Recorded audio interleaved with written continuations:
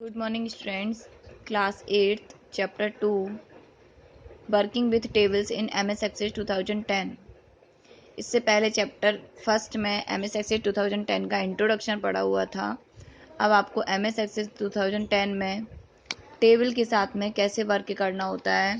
तो इससे पहले आपको क्लास में मैंने बताया था इंट्रोडक्शन, टेबल क्रिएशन व्यूज जैसे कि data sheet view and design view. अब इसमें कुछ फील्ड की प्रॉपर्टीज होती हैं जो आपकी गिवन है बुक में, पेज नंबर 28। सो फील्ड प्रॉपर्टीज जैसे आपके फर्स्ट गिवन है फील्ड साइज में क्या होता है, मैक्सिमम साइज होता है डेटा के लिए जो कि स्टोर करते हैं फील्ड को। इसमें कैसे डिस्क स्पेस को रिक्वायर्ड रहता है पर्टिकुलर फील्ड के थ्रू। नंबर को आप स्टोर कर सकते हैं कितने बाइट्स, 1 2 4 8 12 और 16 बाइट्स में डिपेंड रहते हैं इसके फील्ड के साइज पे। ये जो फील्ड साइज होते हैं इस प्रकार चेक करते हैं रेंज ऑफ फील्ड वैल्यूज को। जैसे कि एग्जांपल गिवन है 1 byte number field can store only integer range. जो 1 बाइट नंबर्स हैं वो केवल स्टोर करते हैं इंटीजर रेंज को फ्रॉम 0 टू 255, जबकि जो इंटीजर होते हैं वो ऑक्यूपाइज करते हैं 2 bytes can store numbers in range of -32,768 to 32,767। Text and memo field जो होते हैं वो वेरिएबल फील्ड वैल्यू साइज होते हैं। फील्ड साइज के स्पेसिफाइड करते हैं मेमोरी को, एलोकेट करते हैं फील्ड से, और इसमें नंबर ऑफ कैरेक्टर्स को आप स्टोर कर सकते हैं।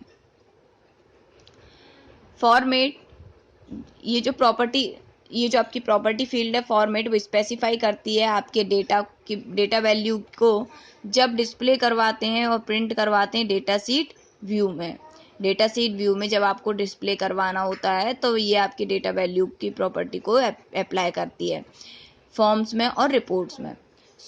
कुछ आपके फॉर्मेट्स हैं डिफरेंट डेटा टाइप्स के कुछ आपके फॉर्मेट्स हैं जो आपके गिवन है टेबल में। Table 2.1 formats for different data type in MS Excel 2010। So data type, number and currency. Format क्या क्या है, general number, currency, euro, fixed, standard, percent and scientific. Date and time, अब date and time में भी आपके कई type की format हो सकते हैं। जैसे आप लोग देखते हैं किस किस टाइप से राइट करते हैं।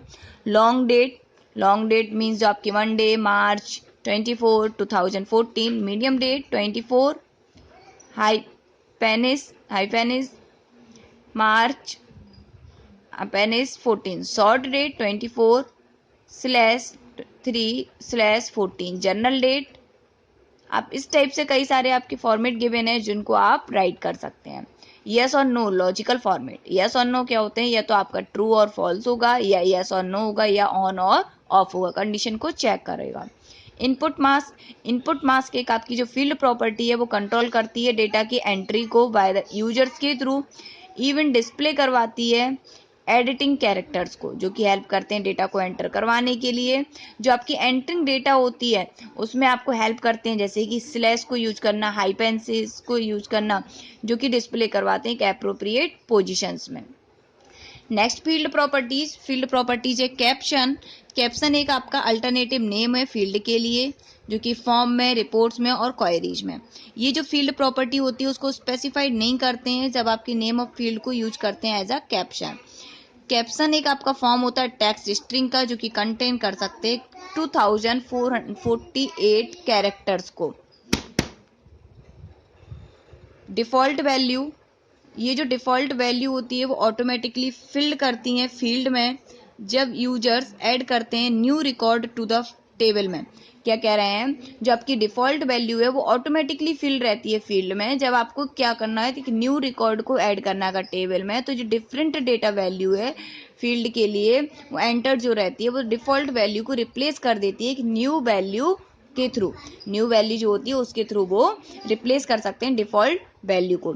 वैलिडेशन रूल, अब वैलिडेशन रूल क्या होते हैं, वैलिडेशन रूल जो प्रॉपर्टी होती है वो एक्सप्रेशन जो होती है उनको चेक करती है कि वो ट्रू है या फॉल्स है जब डेटा एंटर होते हैं फील्ड में।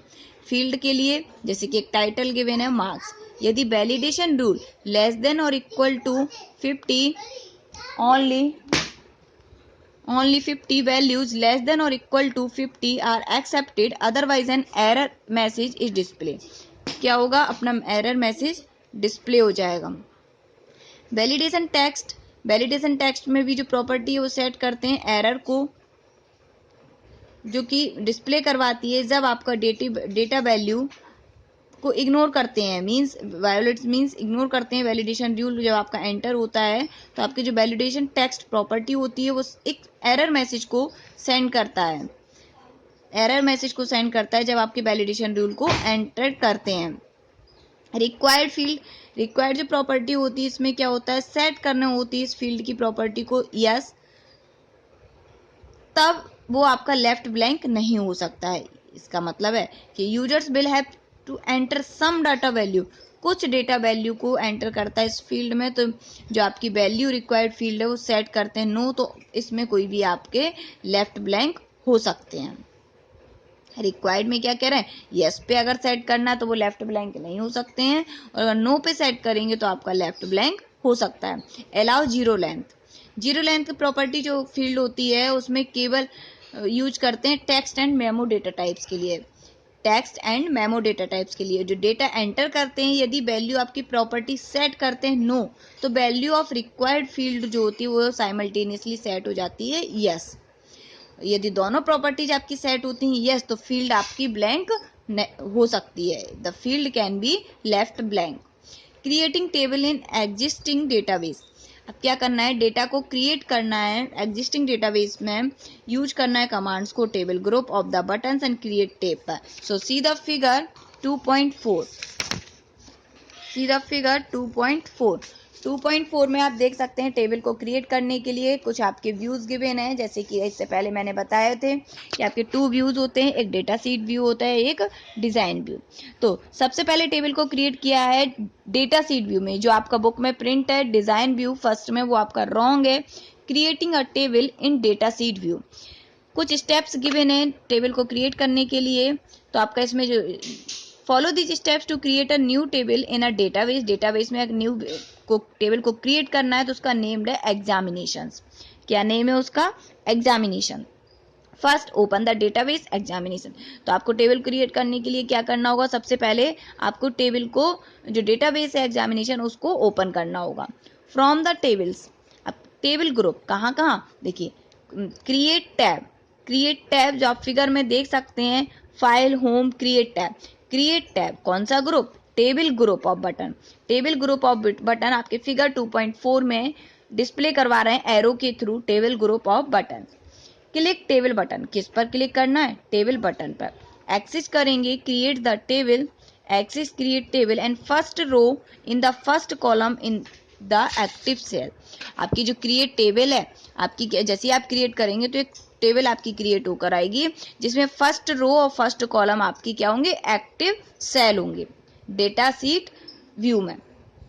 ऐड करना है आपको और भी फील्ड्स को टेबल में, अगर आपको और भी फील्ड को टेबल में ऐड करना है तो आप begin type in the clicking to add, तो आप टाइप कर सकते हैं कॉलम कहाँ पे, डेटा सीट व्यू के क्लिकिंग टू ऐड पर आप अपने कॉलम्स को और ऐड कर सकते हैं, रो एंड कॉलम को। तो आपकी इसमें आपकी टेबल का कोई भी स्ट्रक्चर गिवन नहीं होता है, वो आपका डेटा सीट व्यू में टेबल को क्रिएट कर देगा, जिसमें आपको डायरेक्टली एंटर करना होता है टेबल में। एंड स्ट्रक्चर आपका जो रहता है will table structure automatically fill करता है। और जो डिजाइन व्यू होता है इसमें पहले आपको टेबल स्ट्रक्चर को क्रिएट करना होता है। सो कुछ स्टेप्स गिवन है, follow these steps to create a table in design view.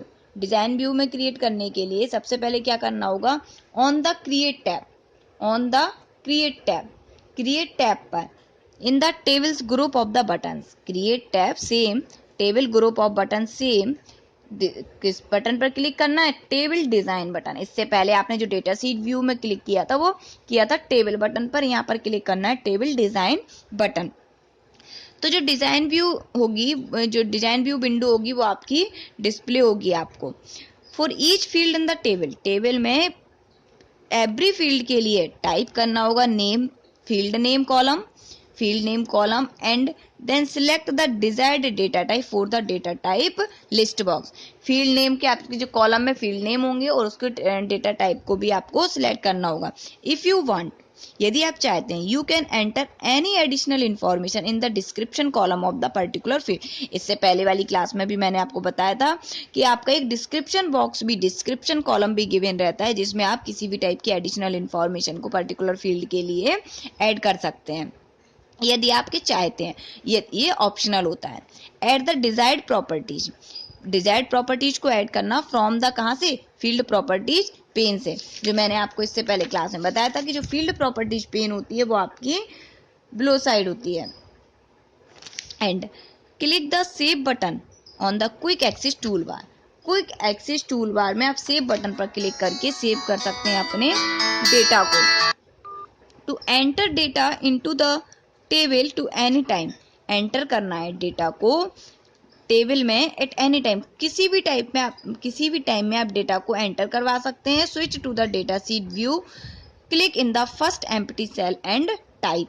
जैसे कि आपने इस डेटा सीट व्यू में किया था कि आपने डेटा को एंटर करवाया था, जो आपकी first row and first column थी वो आपकी कैसी थी, एक्टिव सेल थी। इसी टाइप से फर्स्ट जो एम्प्टी सेल और जो इसके टाइप है उसको आप क्लिक कर सकते हैं, एंटर करवा सकते हैं डेटा को एनी टाइम, किसी भी टाइम में स्विच करना है डेटा सीट व्यू में। So thank you students, next class में कंटिन्यू होगा।